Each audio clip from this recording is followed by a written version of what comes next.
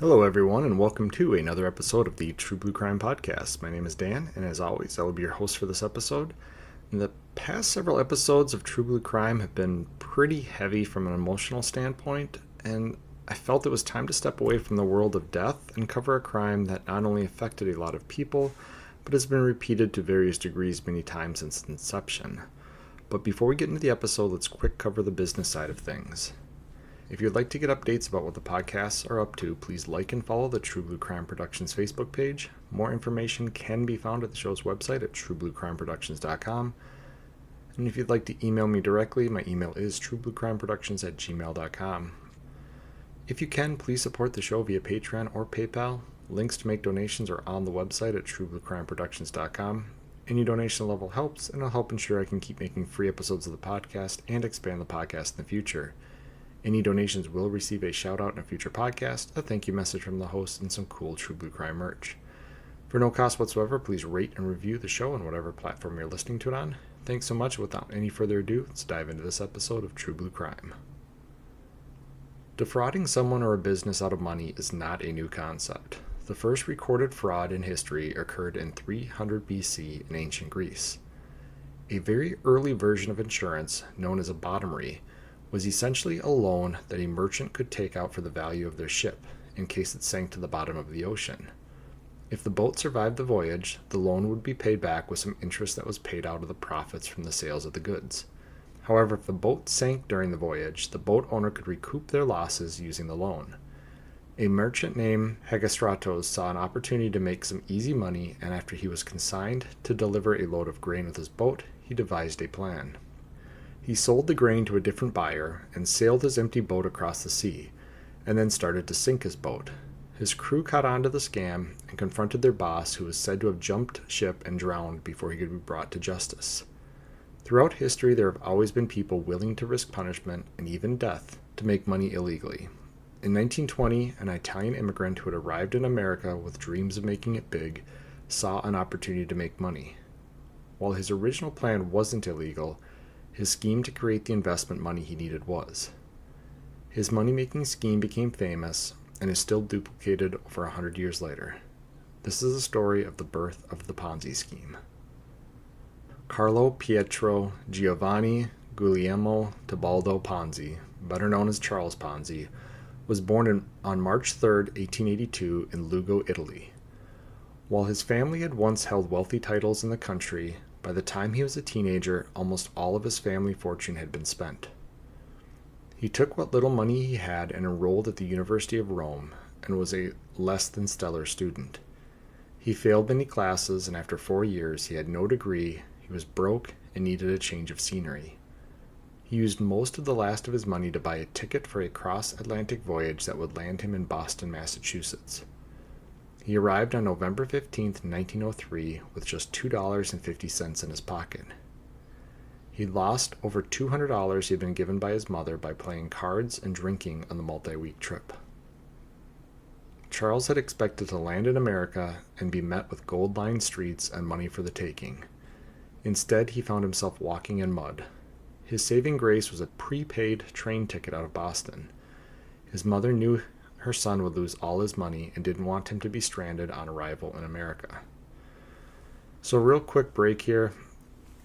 That's a real quick summary of Charles Ponzi, and yes, I will refer to him as Charles and not by his full name throughout the rest of this podcast.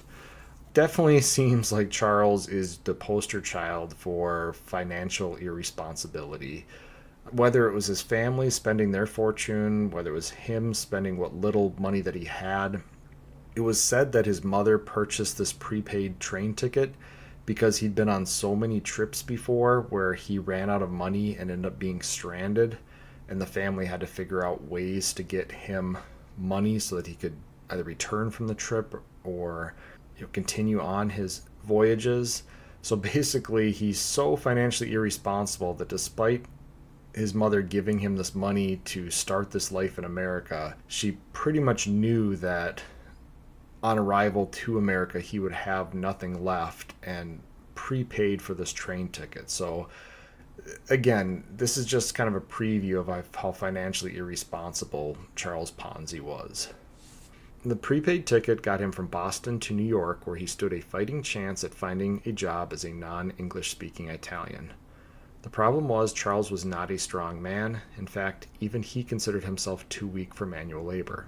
With no formal education and an unwillingness to work hard for money, he bounced from job to job during his first 4 years in America and eventually Canada. And a lot of this I got from his autobiography, which you can find online. And it's interesting for two things. One is it's him telling the story, so I had to confirm a lot of the details with what is out there known about Charles Ponzi. But second, he was, I guess, very candid is the best way to put it, that he was just not cut out to be an actual working person. He said most of these jobs that he would work at, he would either be fired from or he would quit before he was fired from the job. Basically, it just sounds like he's probably one of those worst employees ever. If there was picture frames for that instead of employee of the month, if you could hang up a frame for your worst employee ever, I'm guessing it sounds like Charles would be on a lot of walls of businesses back in 1903 to 1907 in the New York area. But it was in Montreal that he landed his first banking job. Charles met a man named Luis Zerosi, and the Italian banker was running a land office business with investment options. The bank side of the business promised a 6% return on investment, more than double any other bank was offering at the time in Canada, which led to rapid growth. What Charles didn't know was Lewis was running a low-level pyramid scheme, one Charles would copy at a much higher level later in his life. And so while I say that Charles Ponzi is kind of the birth of this Ponzi scheme, the pyramid scheme has actually been around for a long time. And basically the way the pyramid scheme works and the way that even his buddy Lewis was running his pyramid scheme was that you take money in from initial investors, promising them a higher than normal return rate. That's not a sustainable return rate, but you pay them out on it with money from more investors. So basically your person at the very top of the pyramid, those initial investors, they're seeing the returns that are promised. The people, as the pyramid builds out beneath, those people are funding those unsustainable returns. And as the pyramid gets bigger and bigger, the people at the top, they continue to make a ridiculous return on their money, while the people that are lined up down below to get in on these massive investments, they're funding the actual return. So there is no actual rate of growth. The only rate of growth is more money coming in from new investors. And this is what Luis was doing on a much smaller level. A 6% return isn't hard to return to people over the course of the scheme. It's they're giving you $100, and at the end of whatever your investment period is, you're giving them $106. So if you're having everybody give you $100, it's not very hard to take money from below on that pyramid and give that extra $6 to somebody at the top of the pyramid. And so if you're doing it at a low rate such as that, you can actually sustain it for quite a while because the investments aren't actually growing at a rate that it's difficult to pay out if people want to get their money out. What we're going to find out is later on the amounts of money that Charles is turning around and promising people in order to build hype about getting those investments in makes it pretty unsustainable pretty quick. But even in his buddy Luis's case, eventually the money runs out and the bottom falls out. Investors stopped getting paid and showed up in force to demand their money back. New investors lost all of their money, and Lewis fled to Mexico, and Charles and a partner took over the sinking business. So again, once the money runs out, the people at the top, they stop getting their investment, and sometimes they don't take out their investment, they just think they're making money. That $106 will turn into more and more money over time. So a lot of the times it's not until a bunch of people want their money out all at once and the fund can't support it that it collapses. And as that occurs, Luis takes off to Mexico, and Charles had agreed to watch over Luis's family, and the 26-year-old man fell in love with Luis's 17-year-old daughter. And the two may have gotten married if it wasn't for a bad check written by Charles that broke open the dam and sent a flood of federal investigators to the bank. Luis was arrested in Mexico, and Charles and him were reunited in a Canadian prison. They were convicted of fraud, and Charles was sentenced to 3 years in a federal Canadian prison. This was not a posh, white-collar, minimum security prison like some future American fraudsters would spend their time.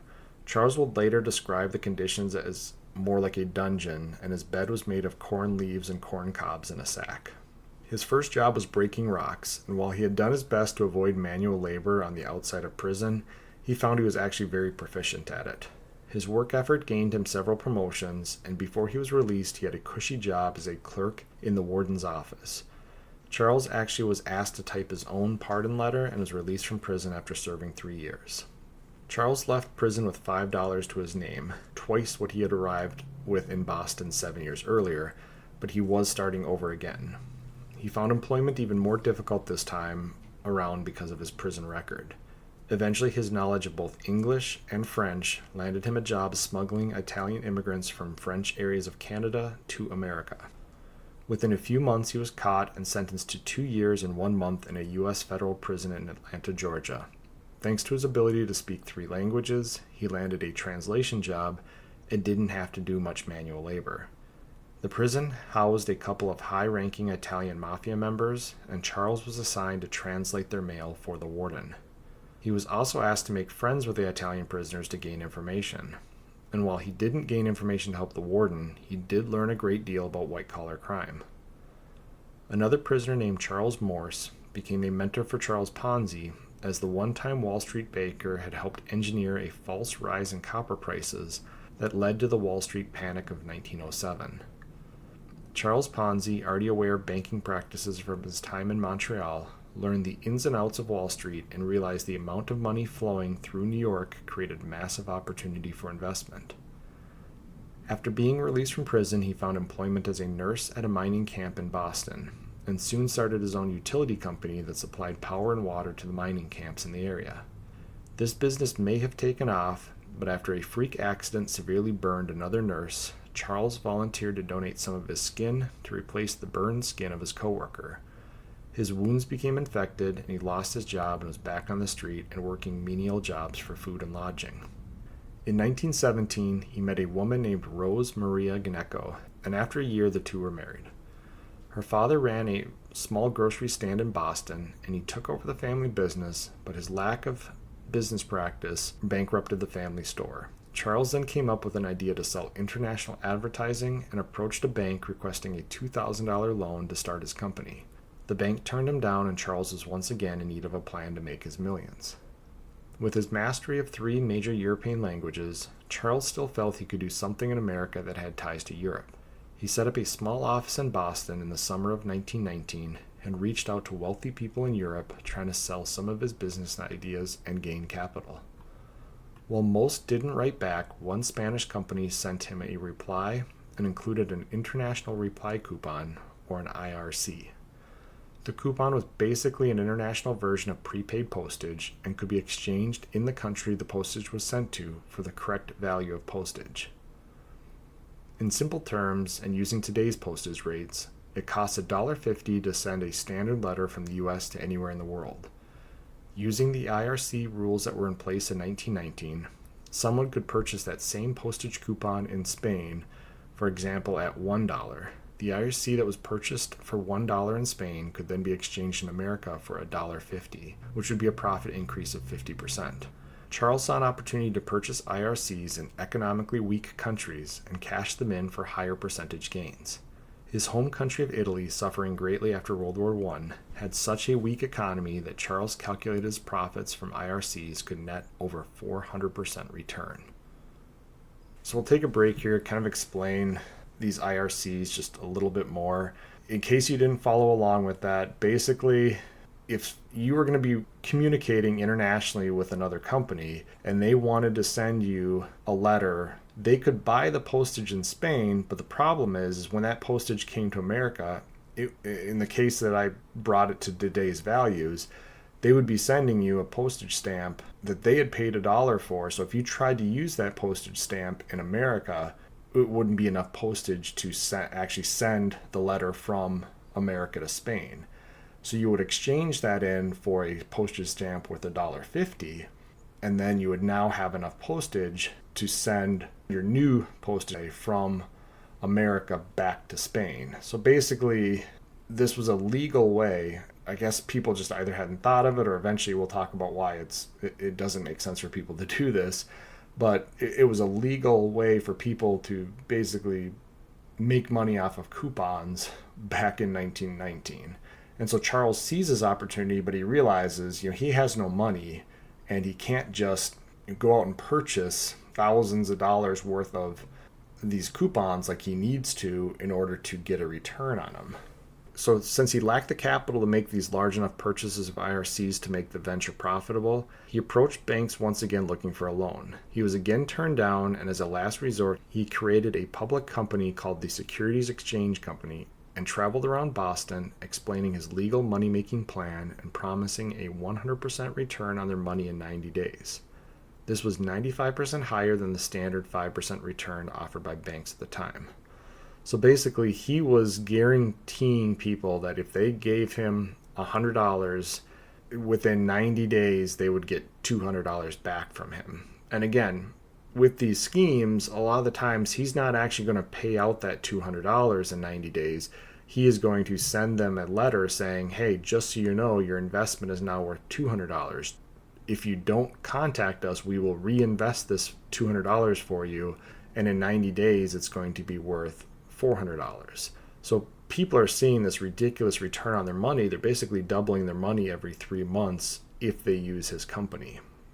And 18 people invested a total of $1,800 into the company in January of 1920. As word spread of a company offering a chance to double your money in 90 days, more investors lined up to pour their life savings into the company. While Charles hadn't actually made any money off IRCs, he used the money coming in from the new investors to pay off the 18 original investors with double their money.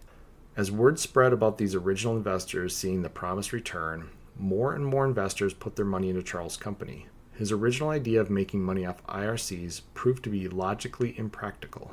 In order to return 400% profit, he would need to buy IRCs by the steamship full and have them sent over by the hundreds of thousands and turned in individually for profit. While the math checked out, the plan was fatally flawed, but that wasn't stopping Charles. By March of 1920, his company had taken in roughly $70,000 in investments, equivalent to almost $400,000 today. He expanded his company and hired agents and set up offices throughout New England and New Jersey.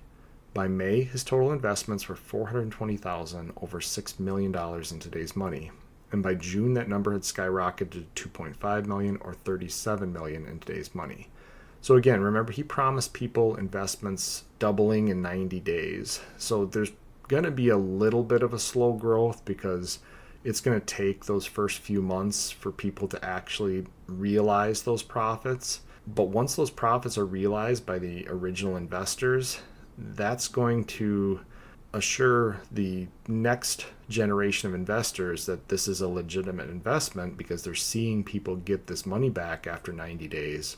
Again, most people aren't actually physically getting their money back, they're just reinvesting it, but they're going to see these letters saying, hey, just so you know, your $100 investment is now worth $200 and we can reinvest it for you.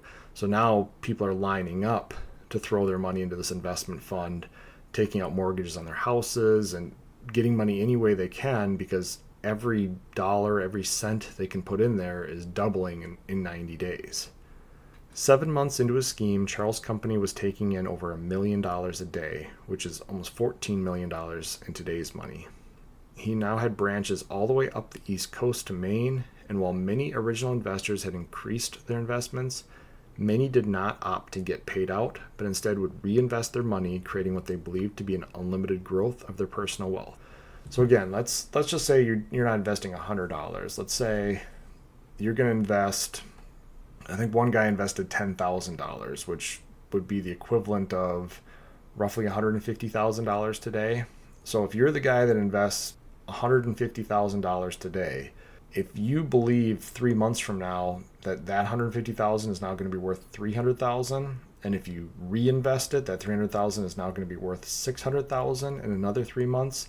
This is how people got caught in the trap of just leaving their money in there, thinking they're making so much money. I mean, in half a year, you've made $450,000 on a $150,000 investment. So people are seeing this thinking, I just have to ride this for as long as I can and I'll be rich, I'll be set, I'll pull out my money once it reaches a certain point, or however they thought about it. But basically, he's able to just keep dumping money into this bank and keep the fund growing.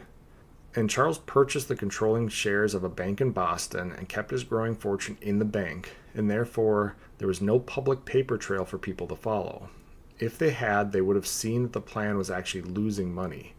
Charles owed millions to early investors who had been promised double return on their money. Those that did cash out could get paid as the fund had plenty of money coming in, but if enough of the investors asked for their money at once, the scheme would not only go broke, they would owe millions more than they were obligated to pay.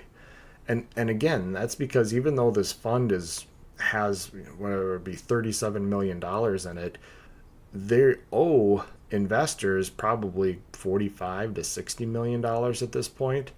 So yes, they can afford to pay maybe half of the investors, but the other half aren't going to get anything if people come looking for their money. And that's why he purchased this bank, is because if anybody did the simple math, they would realize that. But he still had this sales pitch going on that it wasn't the money coming in that was creating this 100% return. It was these IRCs. He was using the money that was coming in to buy the IRCs, and then he was using that money to return a up to 400% profit, which meant there should be more than enough money in the fund. Even if everybody wanted their money back at once, they should all be able to get the money back, because he should have been making 400% profit on the money coming in. And many of the investors in the first months of the scheme were hardworking Bostonians, to include everyone from Boston police officers, which roughly 75% of them invested in Charles's company, to paper boys that invested a few dollars at a time. Many of Charles's closest friends and family members invested their money, and Charles never once advised them that the investment was a scam. The man who had arrived in Boston in 1903 with $2.50 in his pocket had become one of the richest men in 1920 Boston. His meteoric rise to riches was based on a fragile house of cards that was going to crumble one day, and Charles knew it. He decided to live the good life while he could and bought a mansion in Lexington, Massachusetts, complete with an acre of land and a carriage house. He bought one of the most expensive automobiles at the time to park in that carriage house, and enjoyed swimming in his heated pool, which was also an extreme luxury at the time. His mother, an on-again, off-again supporter of her son, was so proud of his newfound wealth, and in early 1920 he paid for a first-class ticket for her to come live with Rose and him in the mansion. She died during his company's rise to fame, and Charles promised to donate $100,000, or roughly $1.5 million today, to an Italian orphanage in her name. But while Charles was enjoying a life where he could spend or promise to spend whatever he wanted, journalists were growing more and more suspicious of his company's apparent ability to make money grow on trees. Charles attempted to create legitimate financial profits by buying a pasta factory and part of an Italian wine company, but standard business profit does not grow nearly as fast as the investment return he had promised. His legitimate pursuits did pay off, though, as one journalist took a risk and published a story trying to expose the illegitimate side of Charles's business. The article lacked solid evidence, and Charles's lawyers sued the journalist and newspaper for libel, and a judge awarded Charles $500,000, or roughly $7 million in today's money. The massive civil penalty kept many other journalists and newspapers who had been investigating Charles's company from printing their stories, and the delay in reporting allowed Charles to take in more investment money in July of 1920. The article had done some damage, and some investors wanted out. A small run on the company was quickly stopped as Charles paid the investors what he owed them, but then told them they couldn't invest anymore. Other investors, wanting to keep making double their money, declined to join the run. So basically, this investigative journalist is smelling something foul going on with Charles's company. They believe there is no way that they can be making the return on investments they're claiming they're making. From a business side, it just doesn't make any sense. So they jump the gun. They want to be the first to run a story on what was one of the talking points of Boston at the time, and they do so without getting solid evidence. And Charles is able to stand by these IRCs and these couple legitimate businesses that he has and say, hey, look, I'm making this money. What you're saying is false. You don't have evidence of it. It's libel. And the judge agreed, which then caused any other newspapers at the time that were investigating him to kind of pump the brakes and say, yeah, until we have some really solid evidence here, we are not going to go after Charles Ponzi. We're going to make sure we take our time and do this right. And that taking their time and doing it right allowed a longer window for people to keep dumping their money into the fund. And then even the people that did want to get their money out, Charles was like, yeah, you can have your money out, but then you can't invest it anymore. So the people had to make a choice. It wasn't like they could take out, $200,000 and then say, hey, but I'll put another 50,000 back into the fund. Maybe Charles would have taken it. It seemed like he was willing to take people's money, but he had to kind of scare people away from coming and trying to get their money out. And one way to do that was to tell them they couldn't invest anymore. And that created that forced people to make this decision. Do I keep getting this ridiculous return of profit on the money that I have in there, or do I take it out and then I lose? I have to go back to a regular bank getting my 5%. It's going to take me 20 times as long to get that return on that investment through a regular bank. So for the time being, that one article actually made Charles a lot of money through the civil lawsuit, and there was a small run, but he's able to sustain it. And while articles against Charles' company were on a holding pattern, one article printed by the Boston Post on July 24, 1920, had confirmed with several investors that they were seeing high returns on their investments and seemed to corroborate Charles's claims. So this led to another massive round of investors dumping their cash into Charles' company. So while you have one article that is questioning what's going on here, that article gets quashed by this civil lawsuit. You have another article that goes out, finds some people, and seems to find evidence that people are getting returns on their investment, whether it be people that took their money out and got the promised return on investment, or of these notes that were being sent to them from the bank saying, hey, your account has grown by 100% because you've been in 90 days. It looks legitimate from the outside, so the newspaper runs an article saying, yeah, despite what that other article said, this looks legitimate, which then tells people, hey, this is safe. I'm going to go dump a bunch of my money into this fund. I want to get in on this, doubling my money as well. And shortly after this new round of investments, the state of Massachusetts started getting suspicious and assigned investigators to look into the company books. Charles met with the investigators and assured them his company was legit and offered to stop taking in investments during the investigation. This satisfied the investigators, and they agreed to give Charles some time to prepare his books for inspection. The Boston Post, the same paper that had just printed an article in support of Charles' company, secretly assigned several reporters to investigate the company surreptitiously. Within 2 days, the investigative reporters had exposed a rather large crack in the company's public image. Charles had continued to say his main form of revenue was profit made off the exchanges of the IRCs. And while the math did check out for people, a mathematician pointed out that in order to return profits on the millions that Charles had taken in with his company, he would have needed to procure and exchange 160 million IRCs in the last 6 months. Even if that was logistically possible, which it wasn't, I think it said it would have taken several Titanic-sized vessels to bring over 160 million of these IRCs. The truth was there's only 27,000 of these coupons in worldwide circulation. So Charles's plan was proven to be logistically impossible, and with solid proof of the deception behind his company, the Post ran a new series of articles on July 26th exposing the massive fraud. The newspapers hit investors' doorsteps, and within days, a massive run on the investment fund occurred. Charles met with investors outside his bank and assured everyone that the reporters were wrong and that their money was safe. He agreed to pay out to several investors who refused to take no for an answer, and after seeing some investors paid out, the remainder of the crowd agreed to keep their investments with the bank. But the articles and the run on the bank had caught the attention of Daniel Gallagher, a U.S. attorney assigned to Massachusetts. He ordered a federal audit of Charles's books, and it was soon discovered there were no books, just index cards with names and contact information. Charles attempted to hire a publicist to control the negative press, but after less than a day with Charles, the publicist realized the magnitude of the scam and went to the Boston Post and sold information he gained about the illegitimacy of Charles's businesses for $5,000 to the Post.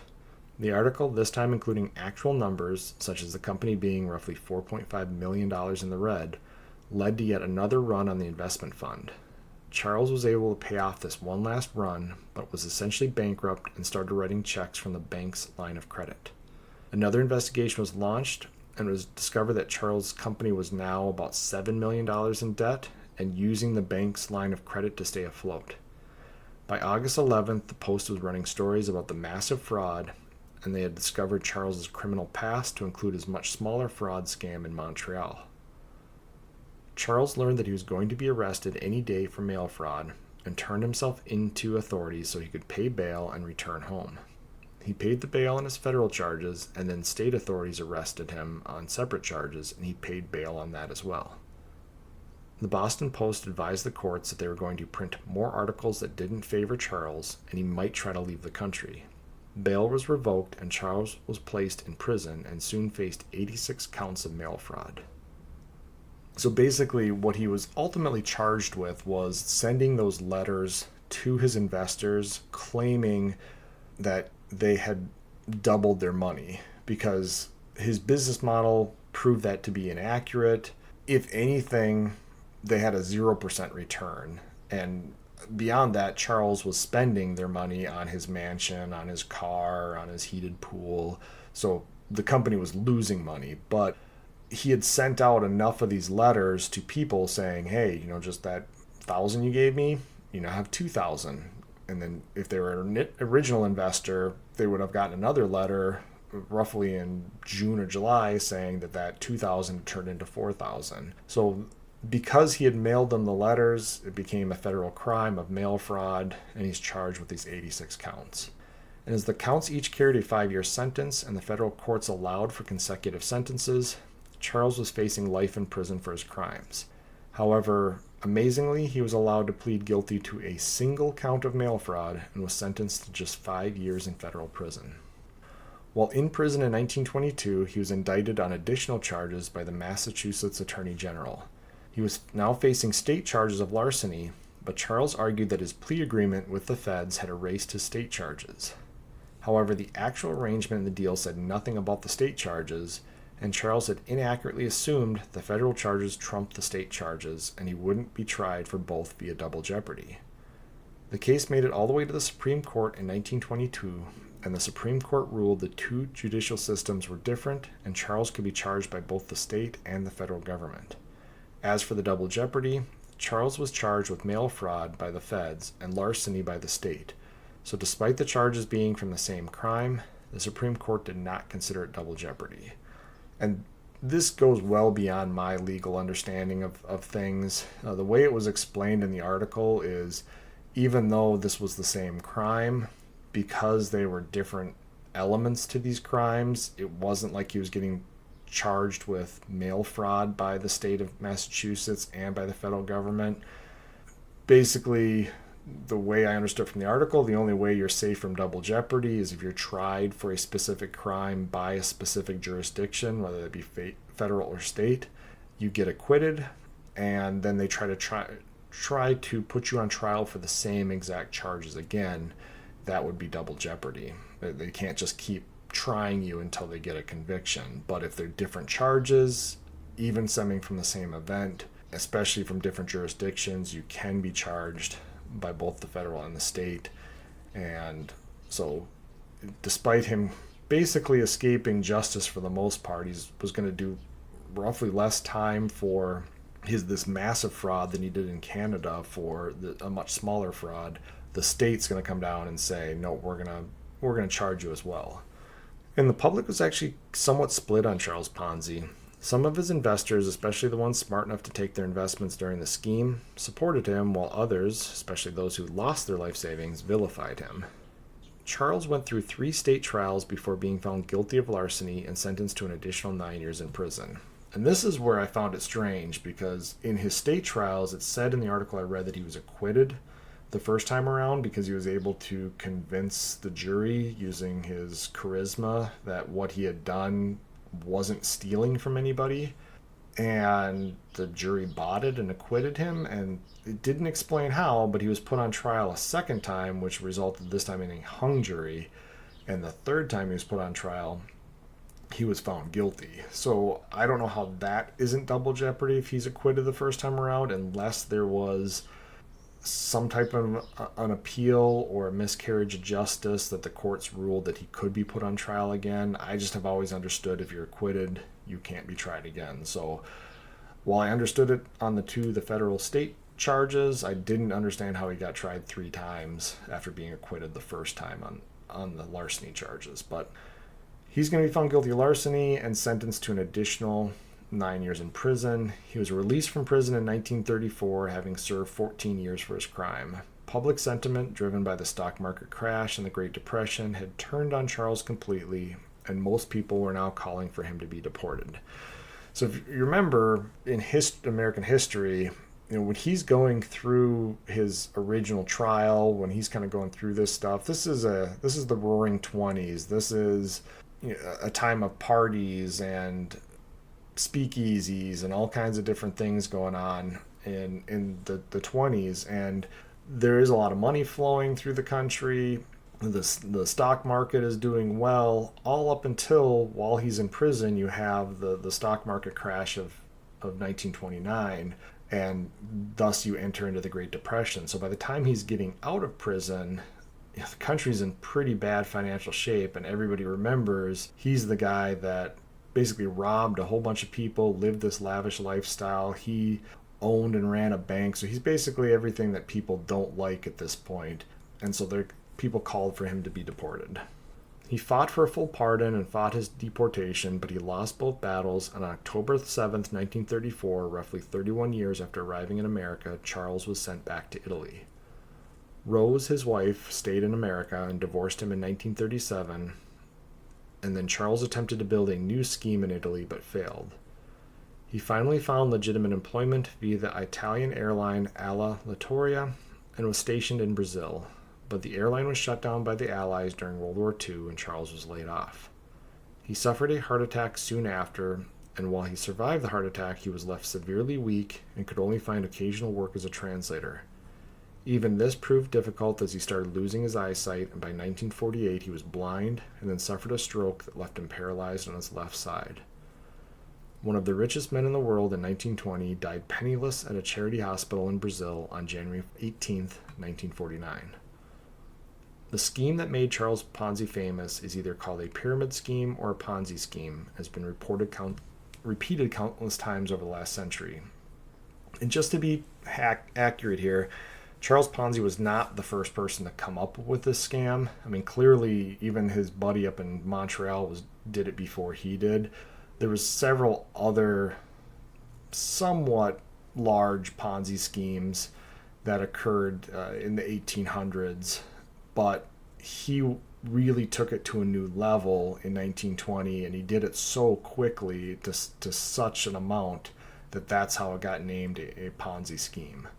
And the 3 largest Ponzi schemes in U.S. recorded history include Tom Petters in Minnesota, who defrauded investigators of $3.7 billion, R. Allen in Texas, who scammed $7 billion, and the most famous of all, Bernie Madoff, who created a Ponzi scheme that ripped off $20 billion.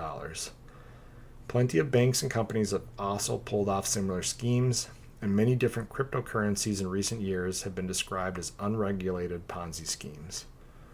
While Charles's adjusted numbers of just over $200 million pale in comparison to more recent losses, his ability to get incredibly rich in a short amount of time made his crime a household name. Just before he died, in summary, he told the reporter that he had given the American people the best show that had been staged since the landing of the Pilgrims, and it was worth $15 million to watch him make it happen. He was a man filled with ambition, but devoid of morals, and while his name lives on, his legacy is one of greed and theft. But that is the story of the birth of the Ponzi scheme.